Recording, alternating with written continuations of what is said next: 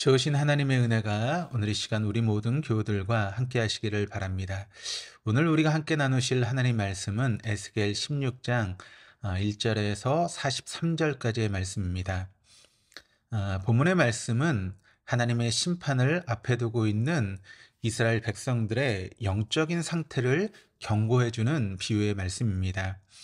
하나님은 그들의 과거를 상기시켜 주면서 현재를 지금 알려주고 있습니다. 2절, 3절 말씀 이렇게 기록을 합니다. 인자야 예루살렘으로 그 가증한 일을 알게 하여 이르기를 주 여호와께서 예루살렘에 관하여 이같이 말씀하시되 내 근본과 난 땅은 가나안이요 내 아버지는 아모리 사람이요 내 어머니는 헷 사람이라. 이 말씀은 이스라엘이 아브라함의 자손이 아니다라고 하는 뜻은 아닙니다. 그들은 혈통적으로는 가나안의 원주민이었던 아모리 사람도 헷 사람도 아닙니다.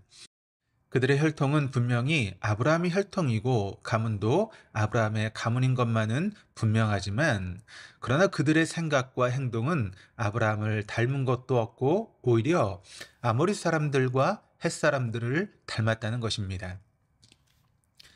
이스라엘 민족은 아브라함의 자손이라는 칭호와 혈통은 누구나 이어받을 수 있으나 아브라함의 믿음과 순종은 누구나 이어받을 수 있는 것은 아니었습니다. 이런 면에서는 오히려 이방 민족의 풍습을 닮았다라고 하는 것입니다. 이 말씀은 사실 우리에게도 참 큰 교훈을 주는 말씀입니다.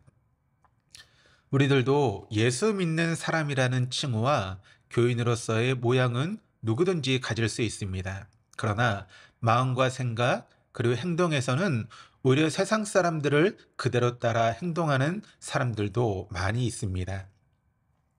신앙은 결코 형식에 있는 것도 모양에 있는 것도 직분에 있는 것도 아니라 진실 속에 있는 것입니다. 4절이 이렇게 기록을 합니다. 내가 난 것을 말하건대 내가 날 때에 내 배꼽줄을 자르지 아니하였고 너를 물로 씻어 정결하게 하지 아니하였고 내게 소금을 뿌리지 아니하였고 너를 강보에 싸지도 아니하였나니. 이 말씀의 역사적인 배경은 이스라엘 백성이 애굽에서 바로에게 압제를 받으며 노예 생활하던 때를 가르치는 말씀입니다. 즉 그들의 과거를 돌아보면 결코 자랑할 만한 것도 교만을 부려야 될 조건도 없다는 것입니다. 저들의 과거를 솔직하게 평가하면 부모에게 버림받아 길가에 버려진 아기와 같았다라고 하시는 것입니다. 진실한 믿음이 없이 형식에 얽매여 있으면 영적인 아기에 불과하다는 것입니다. 저들은 태어난 후에 내 배꼽줄을 자르지 아니하였다라고 하였는데, 이스라엘은 애굽을 탈출해서 시내 광야에서 하나님의 은혜를 힘입어 살면서도 옛날 애굽에서 살던 때를 잊지 못하고 늘 애굽으로 돌아가려고 생각하고 또 모세와 하나님을 원망했던 것을 의미합니다. 그리고 너를 물로 씻어 정결케 하지 아니하였다라고 하는 말씀은 제사와 제물은 열심히 드리지만 믿음이 없는 이스라엘은 진정한 구속의 의미를 몰랐고 또 사제의 은총을 알지 못하고 다만 형식적인 종교 생활에 끝이고 있었다라고 하는 것입니다. 이런 비극적인 현장을 하나님은 찾아오셨습니다. 그리고 은혜를 주시기 시작하였습니다. 하나님이 주시는 은혜는 살려주시는 은혜, 생명을 공급하시는 은혜였습니다. 그래서 버림받은 영적인 아기를 향하여 살라고 하십니다. 6절 말씀이 이렇게 기록을 합니다. 내가 내 곁으로 지나갈 때에 내가 피투성이가 되어 발짓하는 것을 보고 내게 이르기를 너는 피투성이라도 살아있으라. 다시 이르기를 너는 피투성이라도 살아있으라 하고. 하나님은 버림받은 영혼들에게 생명을 공급하심으로 그의 은혜의 사역을 시작하십니다.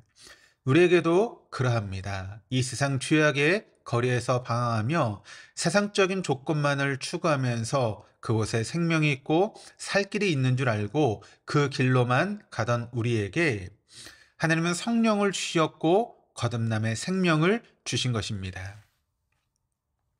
그런 하나님은 우리에게 구원만 주신 분이 아니십니다. 그는 우리에게 승리의 삶을 주시는 분이시기도 합니다.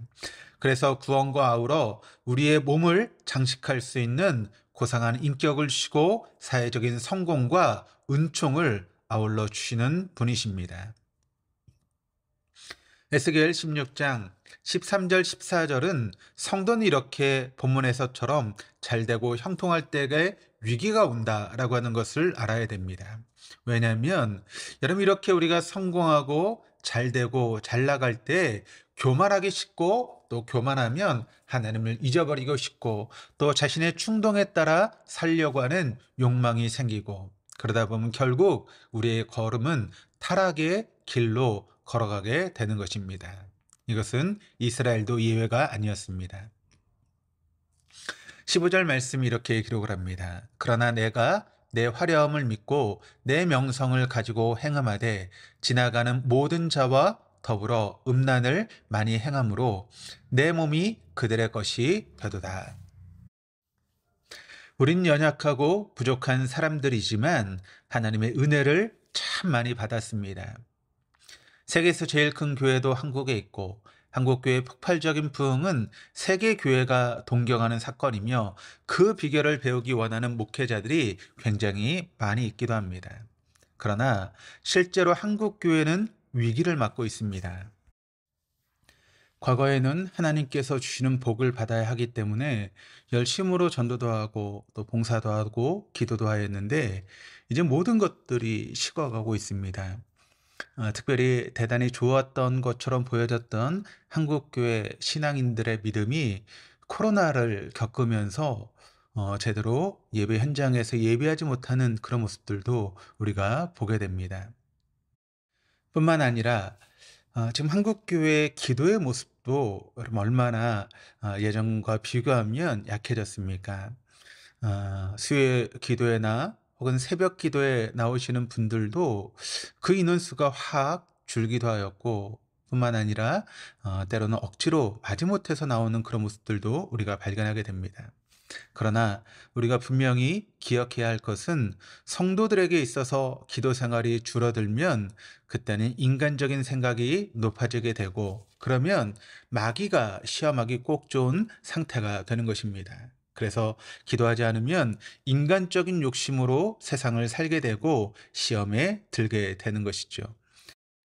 그래서 교회와 멀어져 봉사도 또 전도도 주일 성수도 하지 않고 그런 삶을 살아갈 때, 마귀는 그럴 때 큰 시험거리를 가져다 주는 것입니다. 그래서 성도의 위기는 모든 것이 어렵고 고통스러울 때가 아니라 오히려 모든 것이 잘 되고 형통할 때가 성도의 위기입니다.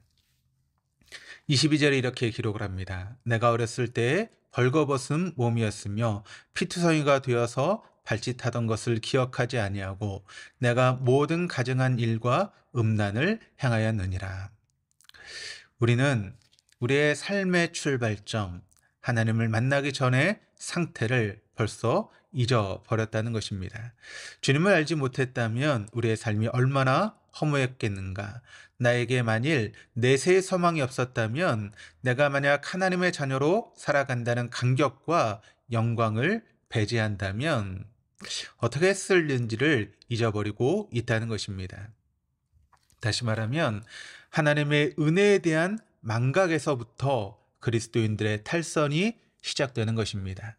그러나 하나님은 타락한 이스라엘에게 다시 소생할 수 있고 회복케 하신 은혜를 주실 것을 약속하고 있습니다.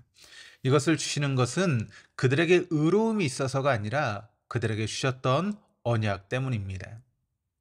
언약의 말씀인 성경 말씀을 늘 읽고 기억하고 또 구원의 감격을 가지고 승리하는 그리스도인으로 살아갈 때 우리의 삶 가운데 하나님 주시는 승리가 있는 줄 믿습니다.